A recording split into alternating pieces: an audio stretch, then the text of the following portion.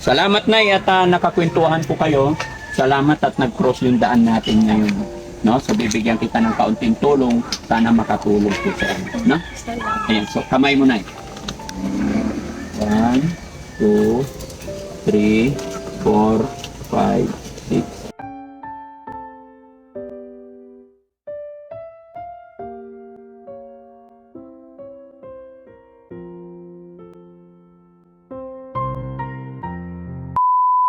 Kahirap yung ano na yung may mga ganyang anak. Mahirap. Nandiyan na yung discrimination. Wala sa mga social gathering yun. Nandiyan na yung pagtutulig sa ng mga kahit sabihin mo kamag-anak siya, hindi mo maiwasan. Napakasakit. Ang papel mo lang sa buhay, tagahugas ng plato. Pag mahirap ka, Tagahugas lang ng plato. doon ka sa likod, sa kusina. Ano Nay, kumusta po? Kumusta po buhay-buhay? Ito, kahit mahirap, kinakaya. Ilan anak niyo po? Siya. Siyam. Asawa niyo nasaan? Nasa Nueva Ecija po. Anong trabaho doon? Instruction labor. Ano pangalan pala ni Ma'am? Marivic Cartizo. Marivic Carpizo. Ilang taon na po kayo? 49. Saan ang bahay niyo? Doon po sa medyo doon. Ito trabaho niyo. Ano yun? Empleyado kayo dito? Opo, parang extra lang. Kasi per kilo lang ako. Pero paano kayo paano kitaan ninyo dito? Halimbawa, napuno ko yung ganyan, 30 pesos. Dalawang Empleyado kayo dito. Kayo ka-classify parang gano'n. Mga ilang kilo yan, Ma'am? Nasa 35 pero na ako dyan 30 pesos lang yung 30 pesos yung ganyan kalaki. Nakakailan sako kayo doon isang araw? Tatlo. Dalawa. Depende. Minsan kasi minsan pag walang toyo, ayun, tuloy-tuloy. Pero Anong toyo? siya, pag napagod na rin siya, na rin, Ay, bakit? Ano siya? special side. Ay, special siya. Pero nagtatrabaho din. Opo, nagtatrabaho, pero pag pag siguro nagtawa rin, parang na rin siya. Uwi na kami. Ilang taon na siya? 29. Panganay ko po. Tapos siya ang panganay. Naglalaway siya. Opo. Nakakabilib nagtatrabaho. Opo. Parang na niya, yan yung routine niya sa araw-araw. Yung, Parang yan na rin yung habit niya.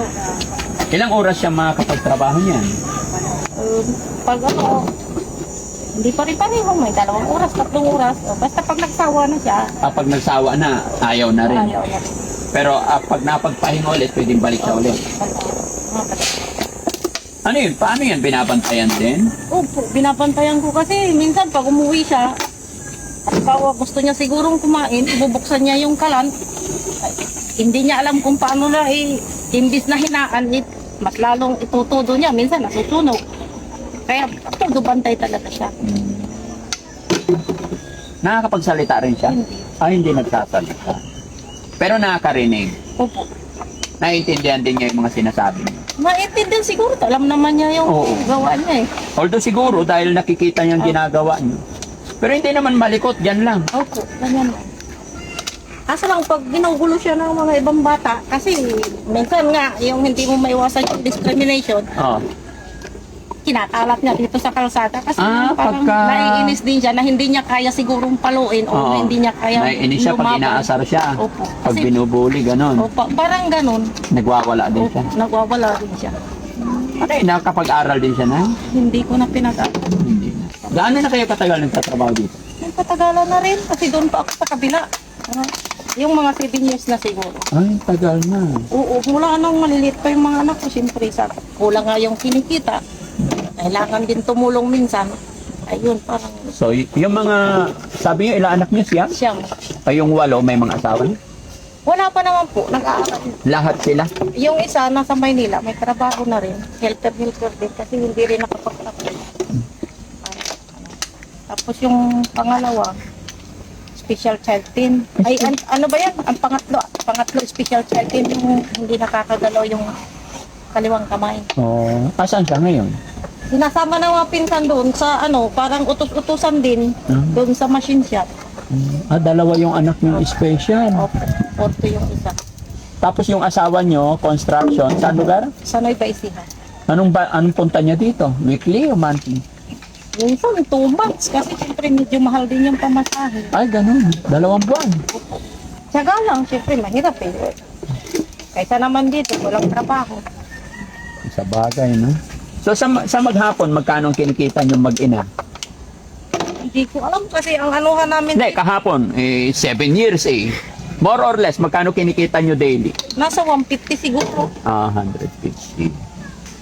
Kasi hindi naman talagang todo maghapon. Yung, inaano siya yung sinasabayan. Parang pagpantay na rin, no? Napakahirap. Gaano kahirap yung yung may mga ganyang anak? Mahirap. Kasi nandyan na yung diskriminasyon. Yung na pag-unawa. Yung kailangan malawak yung pag-unawa. Kahit sabihin man na talagang mahirap. Kasi nandyan, pag dinadala mo sa okasyon, yung parang inaano ka. Yung halimbawa, hindi mo maiwasan, iimbitahin ka ng mga kahit sabihin mo ng kamag-anak, nandyan pa rin yung, iano mo yung anak mo kasi, ganyan. Nandyan. Oo, masabagay, no? Hindi lahat ng tao mapiplace. Hindi talaga. Talagang napakahirap. Hindi mo siya madala sa mga social gathering yung nandyan na yung pagtutulig sa ng mga kahit sabihin mo kamag-anak siya, hindi mo maiwasan.